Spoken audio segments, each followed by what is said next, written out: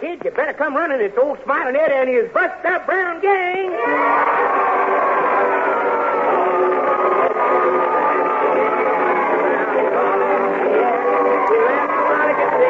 Come on, you buddies, and count it.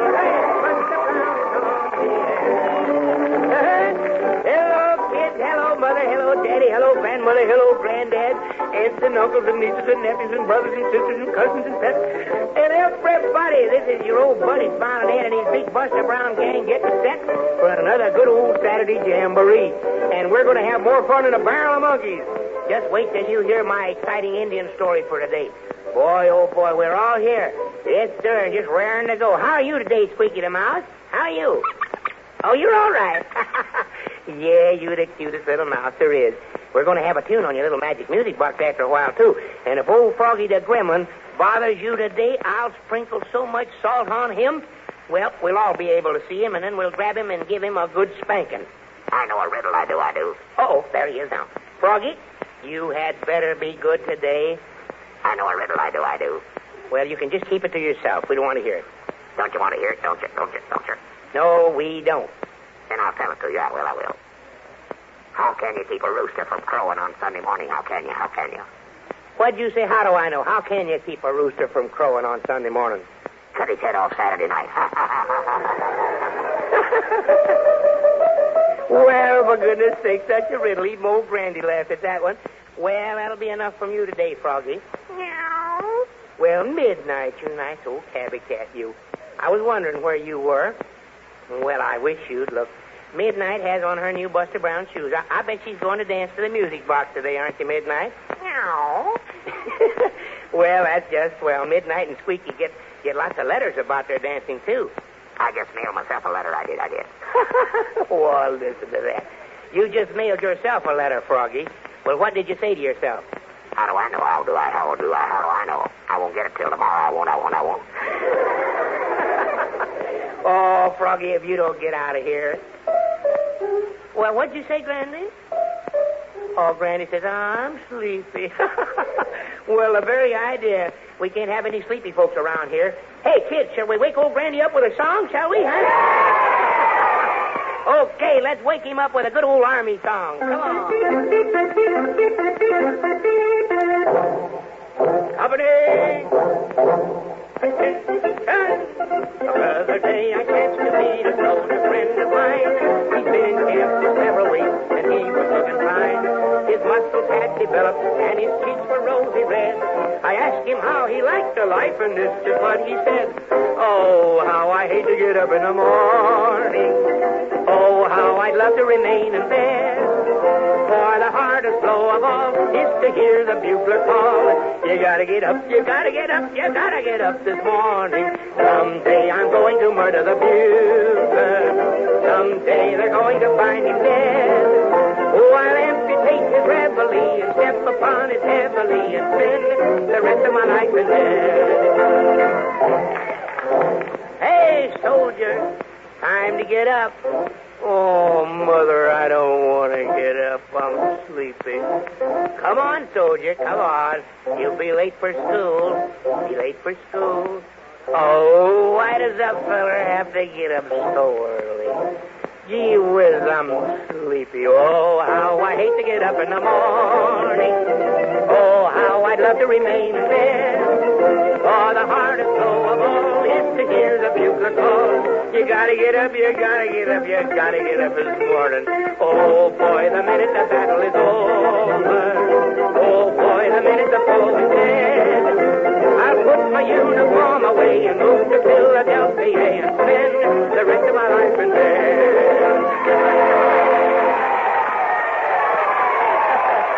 Well, that should wake old Grandy up.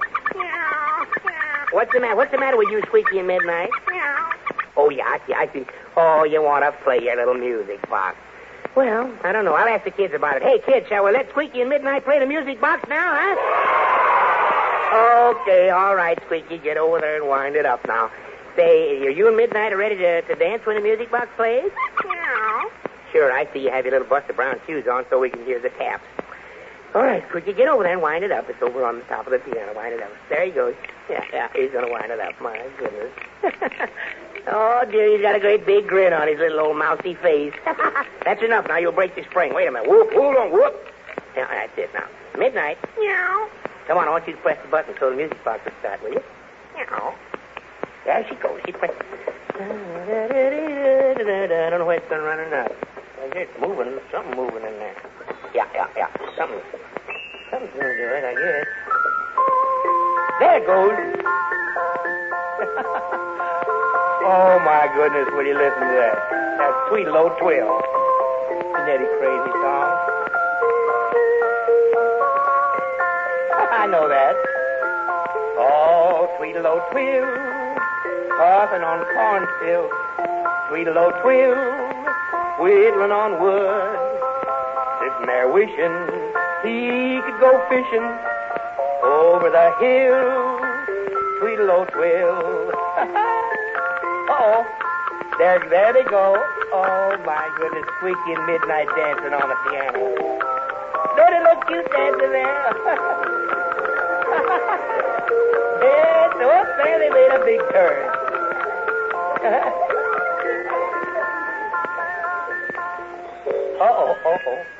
Uh-oh. Something's happening. Oh, running down. Oh, dear, the little old music box run down. Oh, my. Say, kids, didn't Squeaky and Midnight look cute dancing in their little Buster Brown shoes, huh? Didn't they? You bet. Squeaky and Midnight are proud of their Buster Brown shoes. And say, kids, speaking of shoes, I know something we can all do every Saturday morning right after Smiling Ed's program that'll tickle the daylights out of Mother and Dad. We can get out our shoe polish and brush and give our Buster Brown shoes a good shiner. Yes, sirree. And listen, kids, shining your shoes every week makes them last longer. Why, it helps to keep the water out of the leather. It helps to keep them from becoming scuffed. Say, Buster Brown shoes are such fine shoes. Why, Buster Brown folks even make shoes for our soldiers, our sailors, and our Marines. And what's good enough for our fighting men is good enough for us. How about it, kids? Is that right? Absolutely, boy. You betcha my neck. And that's why I want you to be sure and get the name of the store that sells Buster Brown shoes in your town when the announcer comes on after our story to tell us about it. Write down that store's name, kids, and put the paper right smack dab in your own ration book so you'll have it when you need the best shoes. What am? Buster Brown shoes. Yes, sir. And now, kids, I'll tell a riddle. I will. you'll do nothing of the sort, Frosty the Gremlin. Uh-oh. There goes our good old Storytime theme song. And that means it's time for Smiling Ed to tell his buddies another super-duper story. And what a story we have for today. A story from right here in our own country, the United States. You know, many years ago when we were colonizing our great western states, that part of the country was very wild. When men ventured into those states, those great states, they braved great dangers from savage animals and savage Indians. Many men in our government wanted to be fair and just with the Indians. But sometimes it takes a lot of fighting before a problem's understood. Anyway, I'm getting ahead of my story. A story all about Billy Staley. Billy was about 12 years old at the time, and he lived with his father, Colonel Staley of the United States Army, in the prairie fort named Fort Brennan. They were right in the middle of the Indian and buffalo country. And Billy, even though a young boy, was a crack shot with a sharp rifle and a Colt Frontier .44 revolver. He was a crack rider, too. And as we join the story, he's galloping across the plains on his Pinto Bronco pace. Listen. There it is again. Prairie grass all trampled, but just in a narrow path. Uh-huh. Just as I thought. That's Indian sign. Now, let's see. This trail was made by a good-sized Indian war party on horseback, riding single file. Or Kit Masters didn't teach me how to read Indian sign. Let's go, Pete. Dad don't want to hear about this. Good boy.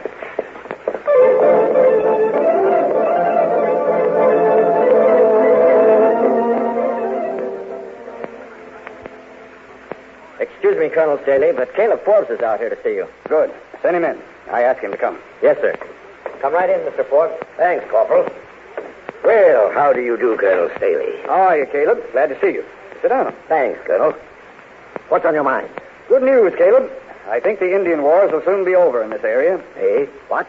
The treaty with the Arapahoes and the Staked Plains Sioux has been signed by the president. It's on its way right now by Pony Express. Well, fine. You say the treaty is coming by Pony Express, eh? That's right. Now, of course, the government hasn't appointed a real Indian agent for this territory as yet. But you have so much influence with the Indians, I thought you'd sit in with us and sort of officiate when we sign the treaty. Well, now, I'll think it over. Pony Express won't be here for some time with that treaty, I suppose. Matter of fact, it should be here tomorrow. Tomorrow? I'll have to... That is, fine. We'll get together and... Dad, I've been on the prairie and... Oh, I'm sorry. I didn't know someone was with you. Son, this is Caleb Forbes. He's known out here as the Indian man. Caleb, it's my son, Billy. Glad to meet you, sir. Glad to meet up with you, son. Dad, I found Indians on the prairie. A war party. A war party? Yes, sir. All the signs were there. It wasn't a hunting party. How about that, Forbes? You promised me the Indians would be quiet. I think the kid's mistaken. No Indians on the warpath. I'm sorry, sir. The kitmasters trained me to read sign on the trail. And I know a war party's trail when I see one. Well, you misread that one. Take it from me. Colonel, I gotta be going. Send me a message when that treaty gets here, if it ever does.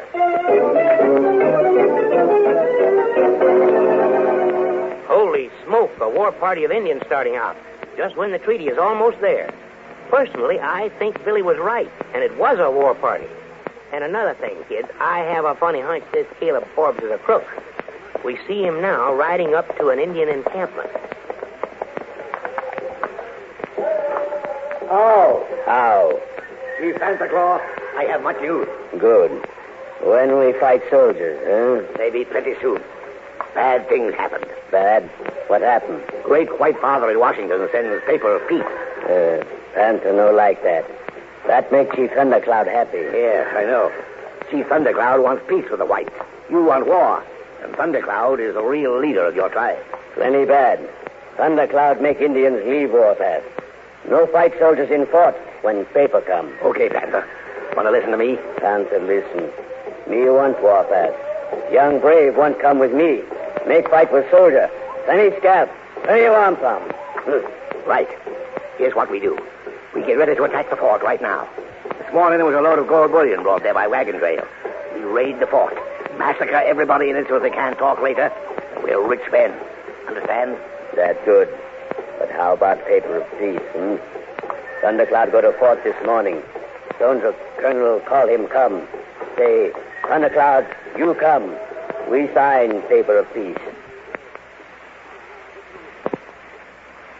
All be friendly. Thundercloud's gone to the fort to sign the paper with Colonel Stanley, eh? Okay. If there's no paper, they can't sign it. What you mean? Just this. You and me are going to capture that Pony Express rider and see to it that the treaty never gets to Fort Brenner.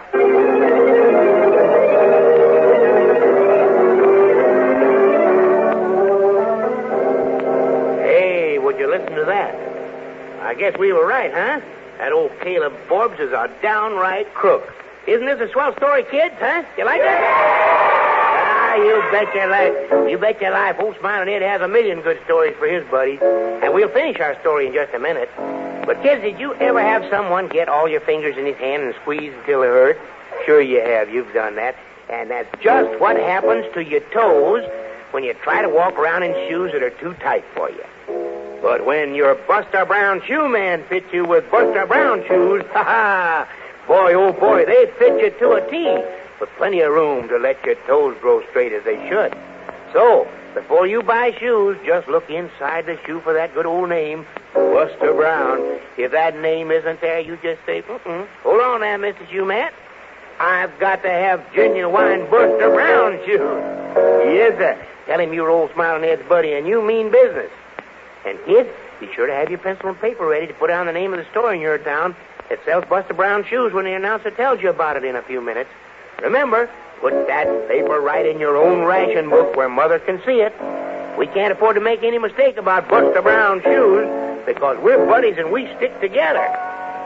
But now let's get back to Fort Brenner, where Colonel Staley and Chief Thundercloud are waiting for the Pony Express rider with the treaty. But young Billy, he didn't have time to sit around and wait for the Pony Express rider. He saddled up Paint and went out on the prairie. He didn't know exactly what he was looking for, but his prairie-trained senses seemed to warn him of trouble. With Paint traveling at a fast lope, He traveled over the buffalo grounds, keeping a sharp eye this way and that. Listen. Oh, Paint. What's that over there, Paint? The ground's all stopped. Come on. Oh, boy. Oh, there was a fight here. Let's see, about 3 or 4 horses. Blood. Somebody shot, that's a cinch. A piece of leather, piece of a belt.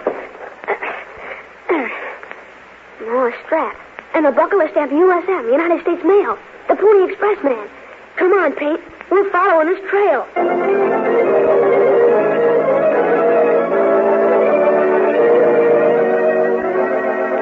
And young Billy was right. It was the Pony Express rider. Forbes and Panther Claw waited in a thicket alongside the trail. And when the rider came along, they attacked and wounded him. And then, tying him up with ropes, they threw him across a horse and hurried back to where the war party of Indians was waiting. Listen. Okay, Panther Claw. I got him. Ease him out of the saddle. Me too. There. Now, let me go through that mail pouch. I'll rip it open.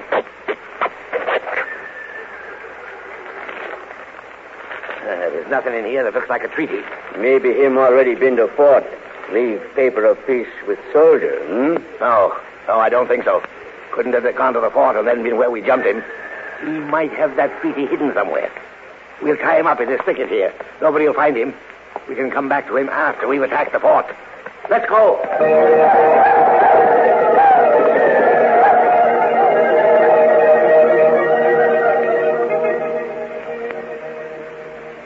But a brave boy on a pinto horse sat atop a high rise in the near distance and watched them.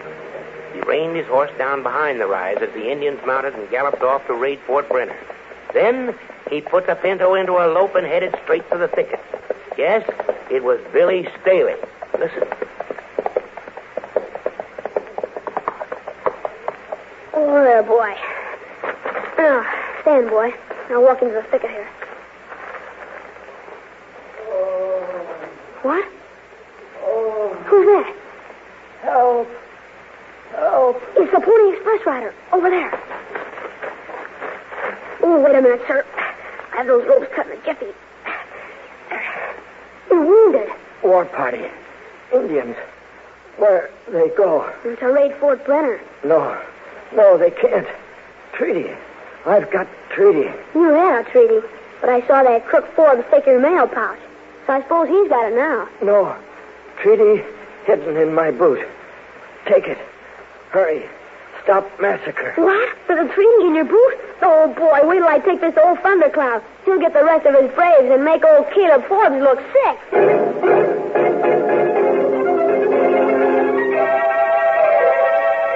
But while Billy was riding to Thundercloud's camp, Forbes and Panther Claw and the war party have ridden fast. And now they've surrounded Fort Brenner. Already the great circle of death has been formed by the Indians. And they're riding pell-mell in a huge circle around the fort, hanging onto the sides of their horses and shooting at the soldiers inside. Another group of braves have dismounted. They're shooting flaming arrows into the fort, trying to start it ablaze. Listen. Come on, men. Make every front half. They're charging against us. What's wrong with them? They're running away, Sergeant. What's this? Sure enough, sir. The man's right. Look, we wasn't turning them enough for that. They're running away. No wonder. Look what's coming. Holy smoke, more Indians. Now we're really in for it. No, we're not. Look, that pinto pony in the lead. That's my boy. That's Billy. Why, sure enough, sir. And next to him on that big black stallion. If that ain't Chief Thundercloud, I'm in the Navy. It is. And look, the Indians that attacked the fort. Thundercloud and his braves have rounded them up. Say, those men were out on their own. Here, Sergeant, get the main gates open. Billy and Thundercloud are coming and fast.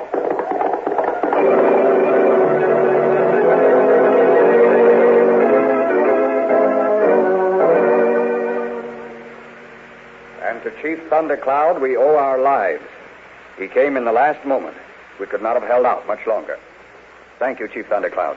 No, thank me. Thank boy. He brave boy, wise boy. Someday he be great chief. Now, paper signed. We at peace. I have peace pipe. We smoke. Yes, Chief Thundercloud? We smoke to a life of peace between red man and white. Good. I smoke to west wind. I smoke to east wind. I smoke to north wind. I smoke to south wind. I smoke to stars and moon. I smoke to earth.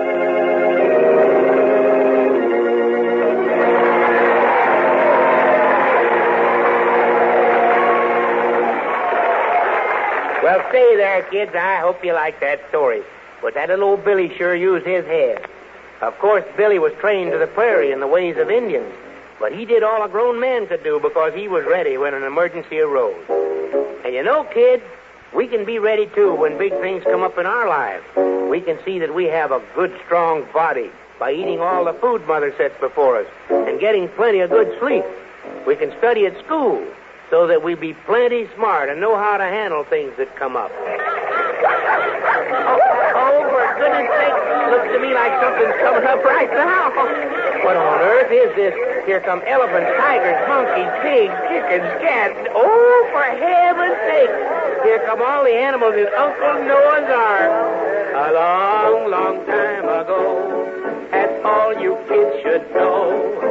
Uncle Noah built himself an ark. For 40 days and nights, the rain was sure a fright, and the animals nearly tore his ark apart.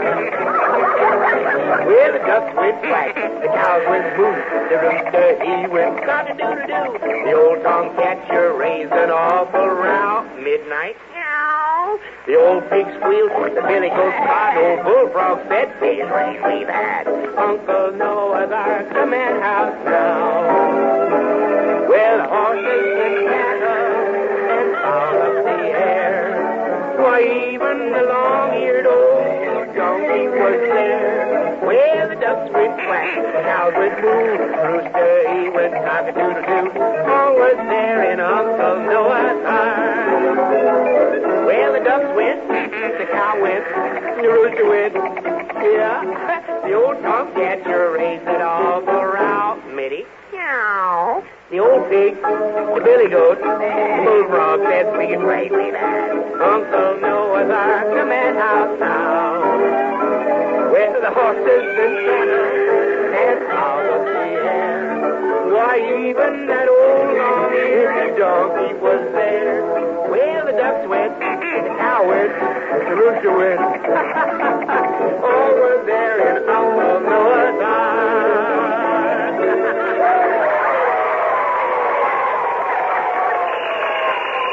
Uh-oh, what's that? Well, bless my soul if it isn't our good old mailman's whistle. Land ocean, yes.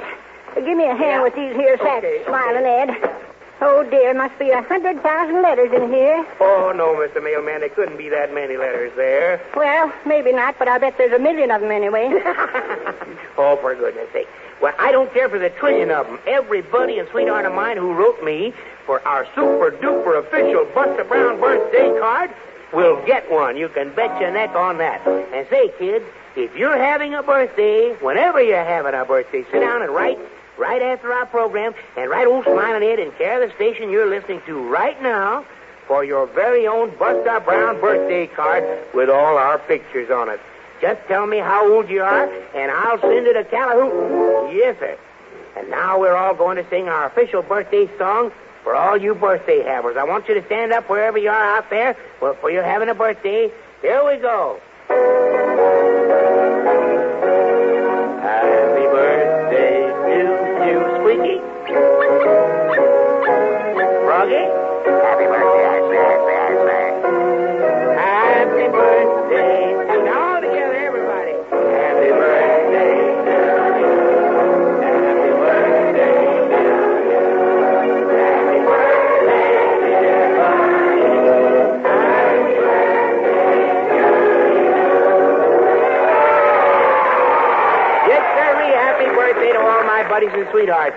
Don't forget to send for your special Buster Brown birthday card now. Now, I told you I'd have your announcer come in to tell you where to get Smiling Ed's Buster Brown shoes in your town.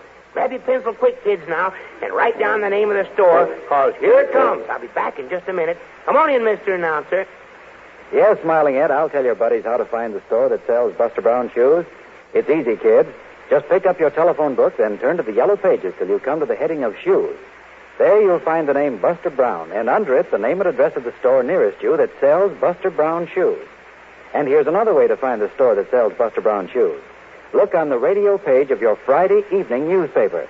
Yes, on the radio page of every Friday evening's paper, you'll find the store that sells Buster Brown shoes in your town. Look for the name of that store right now, kid. Write it down, and then you'll be all set for swell Buster Brown shoes when you need 'em.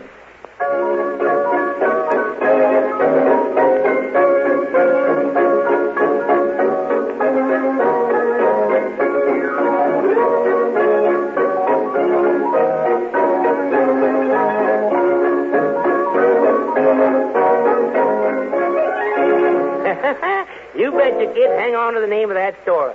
Put it right in your own ration book. And now, kid, has everyone had fun around here today, huh? You betcha. Well, you haven't heard or seen anything yet. Just wait till next Saturday at this same time when old Smiling Ed tells you a story about a brave little girl who helped out with the Japanese down in the Philippines. Oh, is it thrilling? I want every single one of my buddies and sweethearts to be right on hand next Saturday. And say, buddies, be sure to tell every kid you meet next week about our fun every Saturday. We're buddies and we stick together. And don't forget to go to church or Sunday school tomorrow. I'm counting on you. Keep listening for this little tune. When you hear it come a-running, the happy gang of Buster Brown is on the air. The happy gang of Buster Brown now leads the air. So watch for us, buddies. Next Saturday we'll come with a bang and a big parade. Buster Brown is on the air.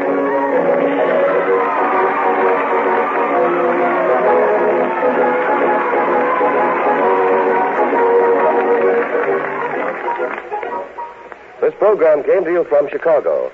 This is the National Broadcasting Company.